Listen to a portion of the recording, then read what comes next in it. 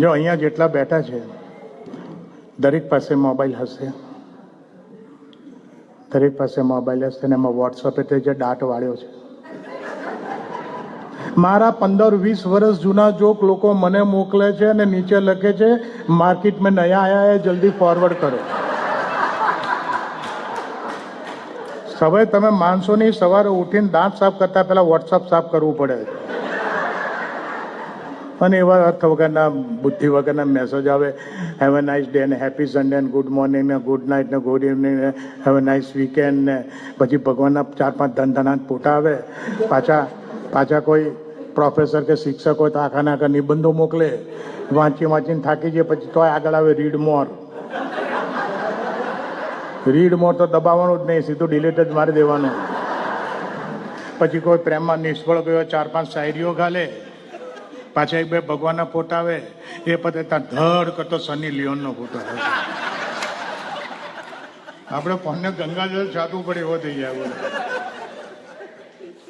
પણ અમેરિકા છેલ્લા 10 વર્ષથી હું જઉં છું, મને અમેરિકાની એક વસ્તુ બહુ ગમી છે તાનું, અને હવે જો અમારે અહીંયા લંડનમાં આવી ગયું છે, યુકેમાં આવી ગયું છે અને ઇન્ડિયામાં આવી ગયું છે, અને તે છે GPS. તમે અહીંયા ટોમ કહો છો, દરેકની ગાડીમાં હોય. નવી ગાડીમાં બિલ્ટ ઇન આવે છે, જૂની ગાડીમાં $150 થી $500 લઈને સામે ચોંટાડવું પડે. અને દરેક ઇન્ડિયનની ગાડીમાં, એમાં સાહેબ અહીં બેઠા છે બધા ગુજરાતી, દરેક ગુજરાતીની ગાડીમાં ભાનુભાઈ 2 GPS હોય છે. એક સામે ચોંટાડેલું, એક બાજુમાં બેહાડેલું.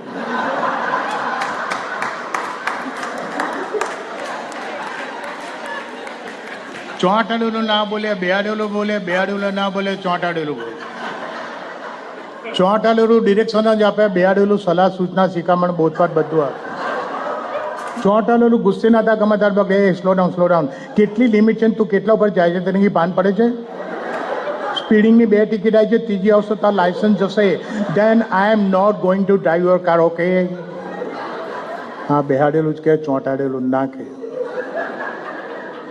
અને 2 વર્ષ પહેલાં લંડનમાં આવેલો તો જેમણે મારો શો રાખેલો એ ભાઈ મને કોકે મને રાઈડ આપી હતી. એ શોમાં મેં આ જોક કીધો, પછી એ ભાઈ મને પાછું મૂકવા આવતા હતા. તો મારો જીપીએસનો જોક સાંભળીને મને કહે તમને એક આ જીપીએસનો જોક સાંભળીને મારી એક વાત કહું. મેં કહું શું? હું ગાડીમાં બેસું ને પછી મારું નામ ચેન્જ થઈ જાય. ગાડીની બહાર જ હું Suryakant, when I am in car મારું નામ બદલાઈ જાય. હું શું થાય?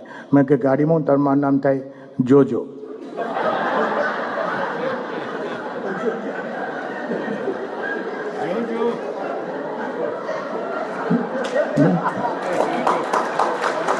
Thank you.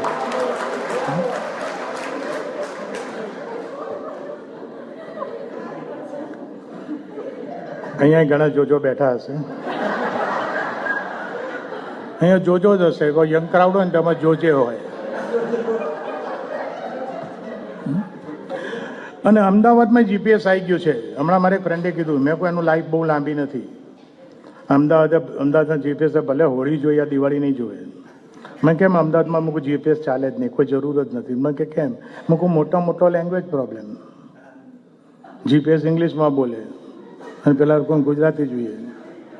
કે અમદાવાદમાં જેટલા પાસે ગાડી છે એમાંથી અડધાને ઇંગ્લિશ નહીં આવડતું, અને જેને ઇંગ્લિશ આવડે છે એમાં અડધા પાસે ગાડી નથી. તો English is not a big problem. શું ચાઇનાનું જીપીએસ ઇંગ્લિશમાં હશે? મેક્સિકોનું જીપીએસ ઇંગ્લિશમાં હશે? ના, પેલું સ્પેનિશમાં હશે, પેલું ચાઇનીઝમાં હશે. તો અમદાવાદનું જીપીએસ ગુજરાતીમાં ના થાય? થાય. તોય મોટો પ્રોબ્લેમ થાય. એમ કે અમેરિકાનો જીપીએસ કે from the next traffic right turn right. ત્યાં ટ્રાફિક લાઇટના ઠેકાણા ના હોય. કોઈ ટ્રકે ઉડાડ્યો 15 દાડા સુધી બીજી ફીટ ના થાય. ઇંગ્લિશ ના ચાલે, ટ્રાફિક લાઇટ ના ચાલે, તો શું કરું? તો હું આઈડિયા આપીને આવ્યો. મેં કોઈ ઇંગ્લિશની જગ્યાએ ગુજરાતી મૂકો, ટ્રાફિક લાઇટ ભૂલી જાઓ. અમદાવાદની જાણીતી જગ્યા હોય ને એને લેન્ડમાર્ક બનાવો.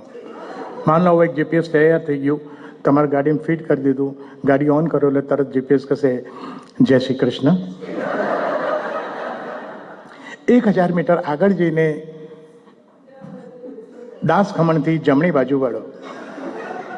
બીજા 500 મીટર આગળ જઈને ઝવેરી એન્ડ કંપનીથી ડાબી બાજુ વળો.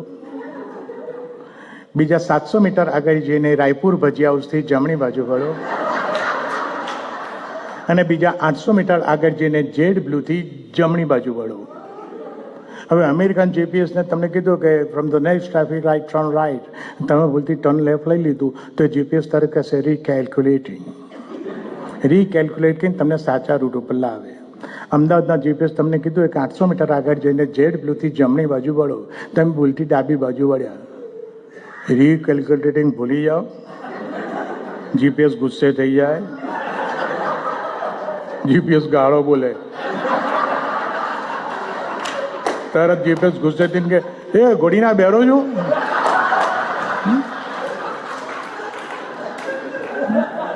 હું તો આ બાપાનો નોકર છું, બધું બોલ બોલ કરું. ડાબા જમણા બારને બધું માં પૈણાવ ગાડી લઈ નીકળે છું. ચાલ ખૂણો મૂકીને રિક્ષામાં જતો ચાલ હેન્ડ. એમાં તમે જો કોઈ પોળનું સન્માન, મને અમદાવાદમાં પોળો બહુ છે, પોળનું સન્માન આખ્યું હોય કે શેઠની પોળ ઢાલની પોળની અંદર, તો ઢાલની પોળ આવે એટલે જીપીએસ ધારે કે ઢાલની પોળ આવી ગઈ, શેઠની પોળ જાતે શોધો. પોળ નાની હોવાથી નેટવર્ક કામ આવશે નહીં, ઇવન તમારી ગાડીએ જશે નહીં. માફ કરશો. જય હિન્દ.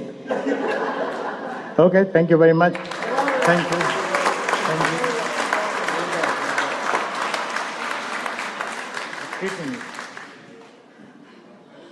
મારા ધોળાવાળ જોઈને મને હમણાં એક માત્ર મિત્ર કે બહુ ધોળાવાળ આવી ગયા તને.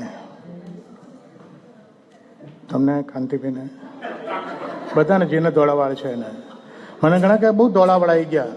મેં સરસ જવાબ આપ્યો, તમે આપી શકશો.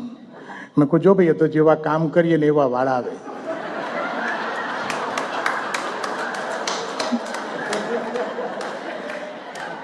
હમણાં મને 69નું વર્ષ ચાલે છે, 69નું.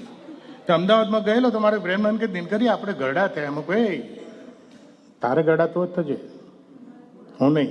મેં કેમ? મેં કહું હું વૃદ્ધ. મેં કે ગરડા ને વૃદ્ધમાં શું ફરક? મેં કહું ઘણો ફરક ગાંડા.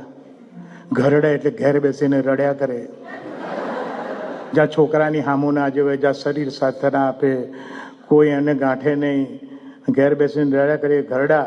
અને મારે થવું છે વૃદ્ધ, કે મારી વૃદ્ધિ થાય, મારા આચાર વિચાર વાણી વર્તન ધન પરિવાર પૈસો જેની વૃદ્ધિ થાય એ વૃદ્ધ. એટલે તારે ગરડા થવું જ થજે, મારે તો વૃદ્ધ જ થવું છે. Okay, thank you very much. Thank you.